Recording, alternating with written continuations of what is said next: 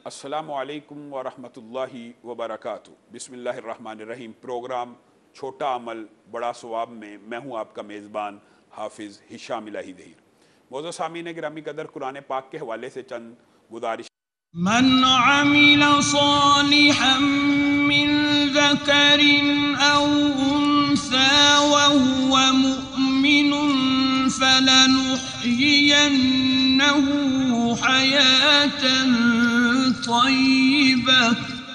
अस्सलामु अलैकुम व रहमतुल्लाहि व बरकातुहू। बिस्मिल्लाहिर्रहमानिर्रहीम। प्रोग्राम छोटा अमल बड़ा सवाब में मैं हूँ आपका मेज़बान हाफिज़ हिशाम इलाही ज़हीर। मौजूद सामीन गिरामी कदर, कुरान पाक के हवाले से चंद गुजारिशात को गुज़िश्ता प्रोग्राम में आपके सामने ज़िक्र किया था।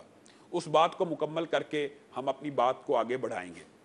एक बड़ी मशहूर बात है कि कुरान पाक को बग़ैर समझे पढ़ना बिल्कुल फ़ायदा नहीं देता।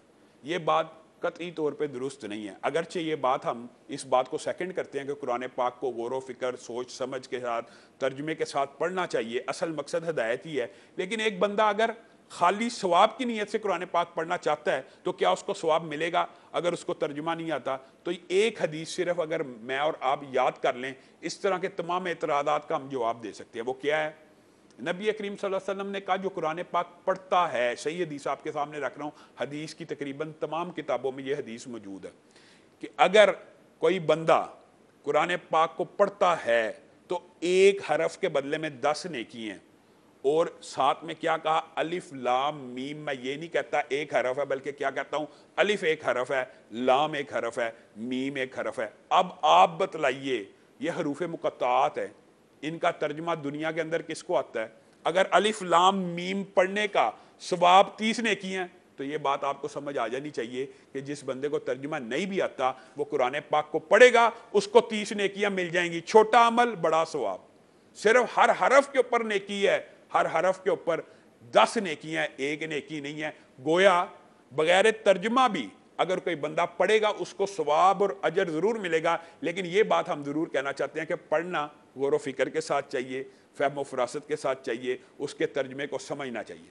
अब हम अपनी बात को आगे बढ़ाते हैं कि जो 2 आयतें पढ़ेगा वो तो ऐसे है कि जैसे उसने 2 करोड़ रुपये खर्च किया। गुज़िश्ता प्रोग्राम में ये हदीस आपके सामने रखी थी।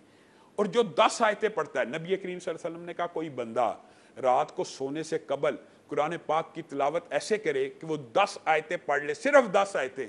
आप बताइए, हम पूरे दिन में जब 5 नमाजें पढ़ते हैं अल्हम्दुलिल्लाह, उसके अंदर सूरत फातिहा ही 7 आयतों वाली होती है, 7 सूरत पढ़ी जाती है। इंसान 5 नमाजों में सैकड़ों आयात पढ़ लेता है।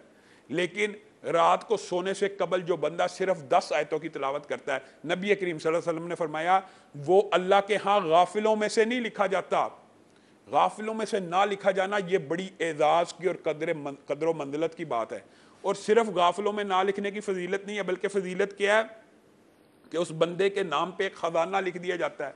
सिर्फ 10 आयात पढ़ने से अगर एक ख़जाना लिखा जाता है तो आप बतलाइए जो बंदा इससे ज़्यादा आयतें पढ़ेगा उसके लिए अजर व सवाब क्या होगा। आइए इस बात को भी आगे बढ़ाते हैं। नबी करीम सल्लल्लाहु अलैहि वसल्लम ने इरशाद फरमाया, जो बंदा 100 आयात पढ़ता है, 100 आयात रात सोने से कबल, वो ऐसे है गोया उसने पूरी रात का क़याम कर लिया। आप ईमानदारी से बताइए कि अमल छोटा और सवाब बड़ा होने में इससे ज़्यादा फजीलत की हदीस क्या हो सकती है? एक बंदा इशा की नमाज से लेकर फजर तक क़याम कर सकता है? करना मुश्किल है ना, आम फहम सी बात है।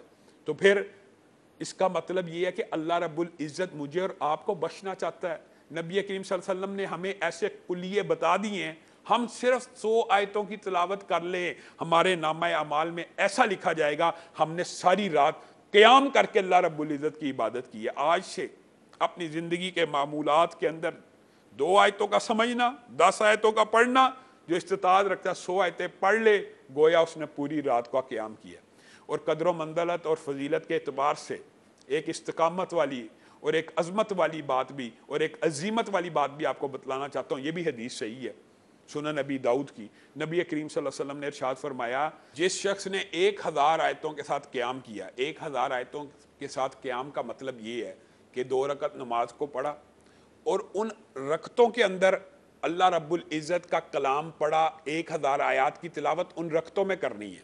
ये मुजर्रद سابقہ حدیث کی طرح نہیں ہے کہ رات سونے سے پہلے 10 آیات پڑھ لی، رات سونے سے پہلے 100 آیات پڑھ لی، بلکہ یہ قیام میں کھڑے ہو کے، یعنی نفل کے اندر کھڑے ہو کے ہر رکعت کے اندر قرآن کی آیات پڑھنی ہے۔ اور یہاں پہ یہ میں وضاحت کرنا چاہتا ہوں کہ یہ آیات، کوئی بندہ حافظ قرآن نہیں ہے تو وہ 1000 آیتوں کی تلاوت کیسے کر سکتا ہے قیام کے اندر؟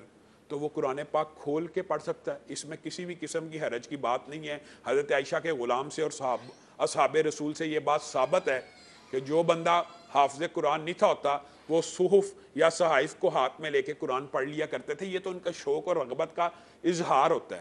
یہ بات یاد رکھیے، 1000 آیتیں سننے میں آپ کو بہت زیادہ لگ رہی ہیں، لیکن حقیقت میں قربان جائیں محدثین کے اوپر، مفسرین کے اوپر، انہوں نے آیتوں کو جمع کرنا شروع کیا تاکہ امت کے لیے آسانی ہو جائے۔ تو انہوں نے کیا نتیجہ نکالا کہ 29واں اور 30واں پارہ اگر ان 2 سپاروں کی آیتوں کو جمع کر لیا جائے یہ 1000 آیتوں سے زیادہ بن جاتی ہیں۔ اور سنن ابی داؤد کی یہ جو حدیث ہے حضرت عبداللہ ابن عمر ابن عاص سے، یہ حدیث کو امام البانی نے صحیح لکھا ہے کہ وہ بندہ جو قیام کے اندر 1000 آیتوں کی تلاوت کر لیتا ہے، اللہ رب العزت اسے خزانوں کا مالک لکھ دیتے ہیں۔ کیسی عجیب بات ہے کہ خزانوں کا مالک لکھنا اللہ نے ہے، لیکن مجھے آپ کو یقین نہیں آیا، اور اس کی بھی ٹرانسلیشن محدثین نے کی ہے کہ خزانوں کا مالک لکھنے سے مراد بہت بڑا اجر و ثواب ہے، دنیا اور آخرت کے خزانوں سے زیادہ قیمتی خزانہ ہے، جنت کا خزانہ وغیرہ وغیرہ۔ لیکن میں جو بات آپ کو سمجھانا چاہتا ہوں، ایک کوآپریٹو سوسائٹی کا رجسٹرار آپ کے نام اگر کوئی کاغذ ٹرانسفر لیٹر جاری کر دے، آپ کو یقین آ جاتا ہے کہ وہ خزانہ، وہ پلاٹ میرے نام ہو گیا ہے، لیکن اگر اللہ رب العزت آپ کو اور مجھے کہہ رہے ہیں کہ ایک خزانہ تیرے نام لکھ دیا گیا، مجھے اور آپ کو یقین کیوں نہیں ہوتا؟ تو گویا ہم نے اپنی زندگی کے اندر یہ عمل بھی کرنا ہے کہ ایک ہفتہ کم از کم، ایک مہینے میں ایک مرتبہ، ایک ہفتے میں ایک مرتبہ ایسا دن ہونا چاہیے کہ ہم رات اللہ رب العزت کی بارگاہ میں کھڑے ہوں، 1000 آیتوں کے ساتھ اللہ کا کلام پڑھیں، اس کی بارگاہ میں آ کے یہ کلام اللہ 1000 آیتوں کی تلاوت کر لیں۔ اس کے اوپر کبھی نہ کبھی تو ایسا عمل کرنا چاہیے تاکہ اللہ رب العزت ہمیں اپنے ان پسندیدہ بندوں میں بھی شامل کر لے۔ اور کہنے کو یہ عمل چھوٹا ہے، ایک ہی دن اگر کر لیا، لیکن خزانے کا مالک انسان لکھا جاتا ہے۔ آگے آئیے، قرآن پاک کے اس کے علاوہ بھی بہت سے فضائل ہیں، لیکن میں آپ کی توجہ قرآن پاک کی بعض اسپیسیفک صورتوں کی طرف بھی کروانا چاہتا ہوں کہ چھوٹا عمل بڑا ثواب کے ساتھ ساتھ ان کے اندر اور بھی عجائب ہیں۔ نبی کریم صلی اللہ علیہ وسلم کے اوپر جب سورت فاتحہ نازل ہوئی، آپ نے یہ حدیث سنی ہوگی کہ آسمان کا ایک دروازہ کھلا، اللہ تعالیٰ نے اس کو سورت الصلاۃ بھی کہا، اس کو ام الکتاب بھی کہا، اس کو سورت شفا بھی کہا، سورت رقیہ بھی کہا۔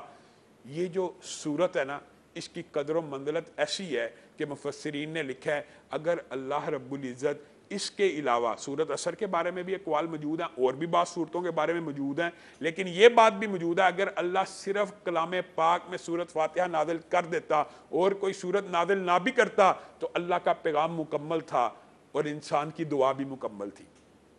اس بات کا کیا مطلب ہے؟ کیونکہ سورت فاتحہ سورت الصلاۃ ہے، کوئی نماز ایسی نہیں ہے جس کے اندر سورت فاتحہ نہ پڑھی جائے، بلکہ حدیث پاک میں آتا ہے اور صحیح حدیث ہے کہ وہ نماز ہی نہیں جس میں سورت فاتحہ نہیں، گویا نماز کا حصہ ہے، نماز ہی ہے، کیونکہ نماز کو، اس سورت کو اللہ اپنے اور بندے کے درمیان تقسیم کرتا ہے۔ اور یہ لمبی چوڑی ایک حدیث ہے جو آپ نے سنی ہوگی کہ میرے بندے نے میری حمد کو بیان کیا، بزرگی کو بیان کیا، اب میرے بندے کے لیے وہی کچھ ہے جس کا وہ مطالبہ کر رہا ہے، یعنی بندہ جو اس کے اندر اللہ رب العزت سے ہدایت کی اور سیدھے رستے کی دعا کر رہا ہے، اس بندے کو وہ مل جاتی ہے۔ تو ہمیں سورت فاتحہ لازمی نمازوں کے علاوہ بھی اس کے اوپر مداومت کرنی چاہیے۔ کیوں؟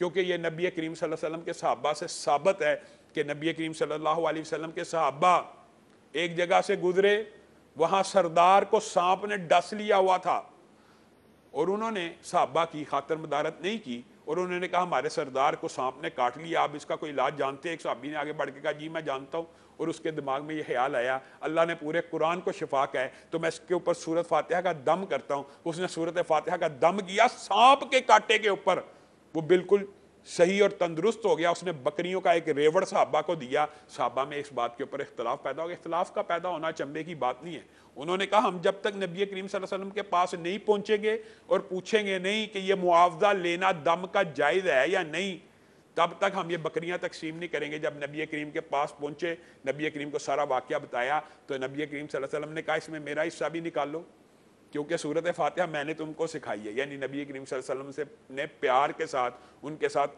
ازراہ مذاق یہ بات کی، اور یہاں سے یہ بات بھی ثابت ہوتی ہے کہ صحابہ نبی کریم صلی اللہ علیہ وسلم کی حدیث کا کس قدر اہتمام کیا کرتے تھے، اور رزق حلال کی طرف کس قدر وہ اس بارے میں کانشیس تھے، اور انہوں نے اس وقت تک کسی بکری کو آپس میں تقسیم نہیں کیا جب تک انہوں نے نبی کریم صلی اللہ علیہ وسلم سے اس بارے میں پوچھ نہیں لیا۔ سورت فاتحہ کے حوالے سے چند گزارشات کو آپ کے سامنے رکھا ہے۔ اس کے ساتھ ساتھ میں آپ کو یہ بات بھی کہنا چاہتا ہوں کہ یہ نبی کریم صلی اللہ علیہ وسلم کی حدیث آپ نے سنی ہوئی ہے، خیرکم من تعلم القرآن وعلمہ، بہترین شخص وہ ہے جو قرآن پڑھے یا پڑھائے۔ یعنی اس بات کی جو تائید ہے نا وہ دیگر احادیث سے بھی ہوتی ہے، الدنیا ملعونۃ وملعون ما فیہا، دنیا ساری کی ساری لعنت شدہ ہے اور جو کچھ اس میں ہے وہ بھی لعنت شدہ ہے، مگر ذکر اللہ، اللہ کا ذکر، یعنی کلام اللہ، معاذ اللہ، اس طرح کی چیزوں کے اوپر لعنت نہیں ہوتی۔ اور تم میں سے بہترین شخص وہ ہے جو قرآن کو پڑھتا اور پڑھاتا ہے۔ اس حدیث میں، ملعونہ والی حدیث میں بھی ذکر آتا ہے الا عالم او متعلم، عالم اور متعلم کے اوپر بھی لعنت نہیں ہے، ذکر اللہ کے اوپر لعنت بھی نہیں ہے۔ گویا انسان کو ان دو سٹیٹس کے اوپر رہنا چاہیے، یا قرآن پڑھنے والا ہو یا قرآن پڑھانے والا ہو۔ بعض لوگ یہ بھی شکوہ کرتے ہیں ہم سے قرآن پڑھا نہیں جاتا صحیح طرح، اس بارے میں بھی حدیث موجود ہے کہ جو بندہ قرآن پاک کو صحیح طریقے سے پڑھتا ہے وہ تو بزرگ فرشتوں کا ہم نشین ہو جاتا ہے، یعنی مکرم ملائکہ کے ساتھ ہوتا ہے۔ لیکن جو اڑ کے پڑھتا ہے، نبی کریم صلی اللہ علیہ وسلم نے اس کی حوصلہ افزائی کیسے کی ہے، اس کو اللہ تعالیٰ دوہرا اجر دیتا ہے۔ اس لیے یہ جو قرآن پاک کی تحفیظ کے ادارے ہوتے ہیں نا، اور یہ ان کے بارے میں نبی کریم صلی اللہ علیہ وسلم نے صحیح حدیث میں کہا ہے، جو بندہ دین کے لیے گھر سے، جو طالب علم نکل پڑتا ہے نا، مثلا کوئی بچہ ہے قرآن حفظ کرنے کے لیے گھر سے نکل پڑا، فرشتے اس کے پاؤں کے نیچے پر بچھاتے ہیں، مچھلیاں سمندروں کے اندر اس کے لیے دعا کرتی ہیں، چونٹیاں اس کے لیے دعا کرتی ہیں اپنی بلوں کے اندر۔ تو میرے بھائیوں، یہ بات بڑی عام فہم ہے کہ ہمیں قرآن پاک کی جہاں مختلف صورتوں کے فضائل اور مناقب کو سمجھنا ہے اور چھوٹے چھوٹے اعمال اور بڑے بڑے ثواب کو اخذ کرنا ہے، وہاں پہ ہمیں اپنے بچوں کو حفظ قرآن بھی کرانا چاہیے۔ ہمارے معاشرے کے اندر ایک بڑا عجیب ٹرینڈ پتہ کیا ہے، جو گھر کا، معاذ اللہ، یہ بات بھی غور و فکر والی ہے، جو گھر کا سب سے کمزور بچہ ہوتا ہے نا، یعنی جو سکول میں نہیں چل رہا، جو کسی کام میں نہیں چل رہا، ماں باپ کہتے ہیں اس کو حفظ کروا لیا جائے، لیکن آپ دیکھیں حفظ قرآن کی برکت پھر کیسی ہوتی ہے۔